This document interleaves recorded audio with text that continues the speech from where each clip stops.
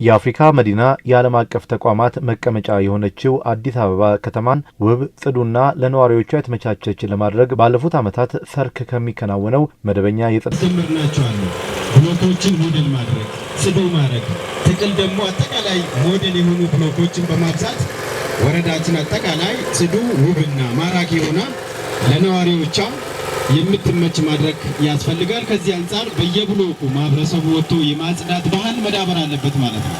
በየጊዜ እንናገራለን።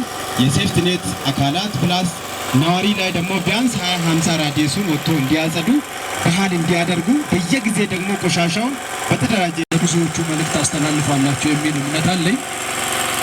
ዞሮ አንዳንዴ እንዲሁ ሳስበው የት ሀገር ነው የምንኖረው?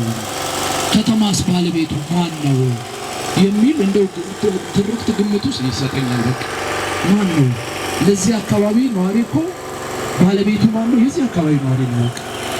ምን ሆነን ነው ዛሬ ፈጣሪ አምላክ የሰጠንን መልካም አየር እሱን በአግባቡ መጠቀም አቅቶ ምንድነው